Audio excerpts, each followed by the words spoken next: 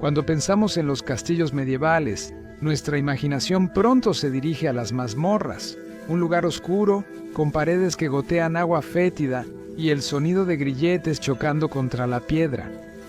El pobre prisionero apenas con vida, encadenado, sentado en la inmundicia, olvidado en el frío y la humedad. Una mazmorra, por su propio diseño, estaba destinada a aplastar el espíritu y deshumanizar al cautivo.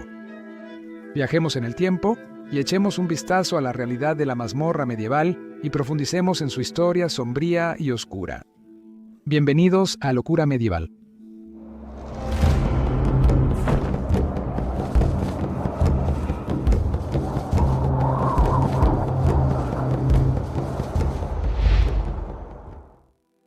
El uso más antiguo de la palabra mazmorra en el idioma inglés data del siglo XIV. Se usaba igual que la palabra francesa donjon, que significa la torre principal, la gran torre de un castillo. En latín, domino significa señor, así que esto podría referirse al control que el guardián del castillo tenía sobre la gente. En su intento de enumerar todos los castillos de Inglaterra y Gales, el reconocido erudito y arqueólogo británico Donald John Cathcart King escribió el libro Castellarium Anglicanum en 1983. King escribió: "No todos los castillos eran lo bastante importantes, ni todos los señores tenían jurisdicción suficiente para necesitar una prisión, y no todas las prisiones estaban hechas para ese fin. Las salas de guardia normales junto a la puerta servían como prisiones razonablemente seguras para hombres y grilletes, y no se necesitaba mucha creatividad para convertir un almacén en una mazmorra, o para modificar las cómodas cámaras del recinto interior de la Torre de Londres para que sus distinguidos ocupantes pudieran ser encerrados en ellas". King concluye diciendo que, cito, "Los castillos son buenas prisiones no tanto porque un edificio difícil de entrar sea necesariamente difícil de salir, sino porque podían resistir intentos de rescate. Algunos grandes castillos construidos en el siglo XII como Lancaster, Newcastle y Oxford fueron utilizados posteriormente como prisiones. La prisión de Su Majestad Lancaster cerró como prisión de categoría C para hombres en 2011 y la Corte de la Corona aún opera en el castillo. En las mazmorras bajo el castillo de Lancaster, las mujeres de los juicios de las brujas de Pendle fueron mantenidas en condiciones horribles antes de sus ejecuciones. Las mazmorras estaban destinadas a ser opresivas por su propia naturaleza. Estaban diseñadas para quebrar el espíritu de los prisioneros. Vivir en oscuridad continua, con el frío y la humedad calando hasta los huesos, significaba que las enfermedades eran muy comunes. Los fríos suelos de piedra a menudo se dejaban desnudos o cubiertos de paja, la cual rara vez se cambiaba y pronto se volvía mohosa, maloliente y plagada de parásitos. Las ratas también causaban problemas de salud a los prisioneros, y la desnutrición se hacía presente ya que la comida, probablemente no más que un poco de pan duro o mohoso, era irregular e insuficiente. No pasaba mucho tiempo antes de que el prisionero enloqueciera por el aislamiento y el ambiente horrible. Prisiones sin barrotes. Aunque Alfredo el Grande, el rey sajón occidental del siglo IX, emitió un extenso código legal a finales de los 880 o principios de los 890, muchos de sus castigos giraban en torno a las multas, ya que él creía que la mayoría de los crímenes podían compensarse con el pago de dinero. Sin embargo, para aquellos que rompían su juramento, se podía utilizar el castigo de prisión y los prisioneros podían ser detenidos como un asunto real. Tras la invasión normanda en Inglaterra, la prisión se usó ocasionalmente como castigo. Aeldred, abad de Abingdon, fue retenido en el castillo de Wallingford tras una conspiración contra el obispo de Durham en 1071. 30 años después, Ranulf Flambard fue el primer preso en la Torre de Londres. Flambard, también obispo de Durham, fue retenido por el rey Enrique I de Inglaterra por malversación de fondos. También fue el primer recluso en escapar de la torre en 1101, cuando bajó usando una cuerda y encontró refugio en Francia. En 1166, bajo Enrique, segundo la ordenanza de Clarendon, transformó la ley inglesa e introdujo el juicio por jurado. Antes eran comunes el juicio por ordalía, combate y juramento. Enrique tomó la decisión de dar la orden de que su alguacil creara una cárcel en cada condado, ya sea en un burgo o en algún castillo. Se construyeron cárceles en 12 condados. Ser encarcelado en el castillo más cercano se volvió común y muchas habitaciones fueron adaptadas solo para eso. La idea del encarcelamiento como castigo despegó. El historiador medieval W. L. Warren afirma en su libro Enrique II que, cito, si el acusado había sido detenido, sería mantenido en prisión hasta que los jueces reales llegaran al condado, y esto podría no ocurrir durante muchos meses o incluso durante 1 o 2 años. Está debajo. En Northumberland, la habitación del sótano bajo la gran torre del castillo de Warkworth tiene una mazmorra accesible solo desde el techo abovedado, por lo que podría llamarse oubliette. Derivado del francés oublier, que significa olvidar, era una celda subterránea a la que se accedía por una trampilla en el techo. Algunas se llamaban mazmorras de botella por su entrada estrecha. La celda del castillo de Bronley en Gales también se llama oubliette. Solo se accede por una trampilla en el nicho de la ventana. Unas escaleras bajan al piso de abajo, pero terminan abruptamente en una caída de 2,5 metros, lo que significa que se habría usado algún tipo de escalera portátil para colocar al prisionero dentro de la habitación antes de retirarla. El castillo de Pomfret o Pontefract, construido en 1070, fue escenario del encarcelamiento y muerte de figuras medievales como Tomás de Lancaster, ejecutado por Eduardo II en 1322, y Antonio Woodville, segundo conde de Rivers, decapitado por Ricardo III en 1483 Coussentens. Se cree que Ricardo II murió de hambre allí en 1400 después de ser depuesto por Enrique IV. 44 empinados escalones llevaban a las bodegas y la zona de mazmorras, que ha sido descrita como un pozo espeluznante. Aunque varios prisioneros importantes tenían habitaciones cómodas en la Torre de Londres, existe una pequeña celda bajo la Torre Blanca, sin ventanas y midiendo apenas 1 metro con 20 centímetros de lado. Cualquier prisionero adulto no podía ni sentarse, ni pararse, ni acostarse. Por eso la habitación fue llamada Pequeño Sufrimiento, ya que nadie podía hallar una posición cómoda ahí. Las condiciones eran casi igual de malas en el castillo de Dirleton, en el este de Escocia.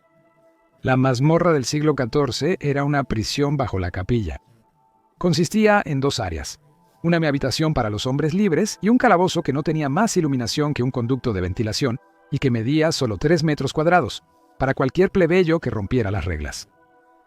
En el castillo de Crookston, Lanarkshire, el prisionero debía entrar a una prisión subterránea por una trampilla en el techo y pasar sus días en una celda de 2,8 por 2 metros, 6,5 por 9 pies. Muy al fondo del agujero, Escocia tenía una visión única sobre las mazmorras. La prisión del pozo era un castigo inusualmente cruel, obviamente ideado por un masoquista medieval. Al igual que la oubliette, la prisión del pozo generalmente se accedía desde una trampilla o una compuerta en la parte superior y no tenía ventanas para dejar entrar la luz. Eran comunes en los pisos bajos de castillos escoceses y se llaman también mazmorras de botella. El piso de arriba, aunque seguía siendo una celda, era algo más saludable en comparación.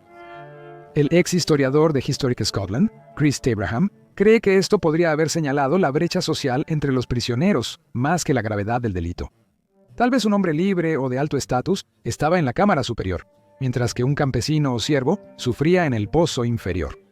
De manera escalofriante, estos pozos parecen haber sido construidos específicamente para ese propósito en la mayoría de los castillos donde se encuentran, en lugar de ser adaptaciones de cámaras ya existentes. En su libro Prisiones y castigos en Escocia, desde la Edad Media hasta el presente, Joy Cameron afirma que en la Edad Media la justicia sumaria era rápida y los pozos y mazmorras de las jurisdicciones hereditarias rara vez retenían a alguien mucho tiempo. Los varones no podían darse el lujo de gastar en mantener prisioneros. Los captores buscaban deshacerse del delincuente con rapidez y sin molestias, ya fuera absuelto, condenado, liberado o ahorcado, fuera de la vista a la tumba o al pozo. Siempre había excepciones por odio, deseo de venganza o total indiferencia. En el castillo de Girnigow, en las tierras altas, el conde de Caithness arrojó a su hijo al pozo y lo dejó allí 6 años, donde permaneció sucio y medio muerto de hambre hasta morir completamente loco. El pozo en el castillo de Criston, cerca de Edimburgo, es un ejemplo típico de una prisión de pozo, con sus paredes completamente verticales y la ausencia total de cualquier fuente de luz. En la isla de Skye, el castillo de Dunvegan tiene un pozo de casi 5 metros de profundidad, al que solo se puede entrar por una trampilla. La única luz y aire que entra a la mazmorra es por esa pequeña puerta. Fue en este infierno donde la esposa de Ian, jefe de los MacLeod, arrojó a sus propias 2 hijas y las dejó morir de hambre porque intentaron escapar del castillo con sus amantes, los MacQueen de Rohan. También cabe señalar que los varones de Escocia tenían tanto poder sobre el reino en la Edad Media que prácticamente podían hacer lo que quisieran. Un varón francés fue acusado de abuso de poder en los procedimientos parlamentarios de París en 1255. Fueron supervisados por nada menos que el rey Luis IX. El señor de Montreal, en Borgoña, fue reprendido por el consejo por encarcelar a varios sacerdotes en las mazmorras de su castillo. Afirmaron que sufrieron maltrato y que uno fue devorado por moscas. Se le permitió al varón seguir tomando prisioneros, como era su derecho, pero se le indicó, cito, colocar tales guardianes en el castillo que eviten ese tipo de comportamiento en el futuro. También se decidió que, dadas las circunstancias, podría pagar, cito, a esos cuidadores con los ingresos del mencionado castillo y la castellanía. Varios castillos franceses también tenían mazmorras. Lamberto de Ardres, cronista francés del siglo XII, escribió sobre el castillo de Tournegem en Francia. El castillo pertenecía al conde Balduino II de Guines. Lamberto escribió: en la torre o debajo de ella, enterró una prisión en lo profundo de la tierra, accesible por puentes levadizos secretos en los cimientos. Era como un caldero infernal para aterrorizar a los desgraciados culpables y, para decir la verdad, para castigar. Prisiones terribles para retener y, para decirlo con más verdad, para despojar a seres miserables en las entrañas de la tierra, arrastrando una existencia aterrorizada, comiendo el pan de la aflicción. Sin Escape. La ubicación de algunas mazmorras se mantenía en secreto para que un prisionero pudiera ser ocultado y olvidado. El pozo profundo del castillo de Nuremberg, siglo XI en Alemania, estaba oculto bajo la capilla y solo se accedía por un pasaje secreto. En el castillo de Conwy, erigido por el rey Eduardo I en el siglo XIII, había un pasaje oculto tras la chimenea del salón. Una vez al final del pasillo, se podía encontrar un pozo circular oculto en lo que parecía ser la base de la torre. Con paredes verticales, el pozo tenía un conducto de ventilación de solo 46 centímetros, o 18 pulgadas, en una pared de 3.7 metros o 12 pies de grosor. Incluso si llegaba el rescate, tendrías suerte si los liberadores podían escuchar tus gritos. Muchas gracias por ver este episodio de Locura Medieval. Por favor, suscríbete al canal si te gustó, ya que publicamos videos cada semana. Así que hasta la próxima. Espero que todos estén bien. Saludos.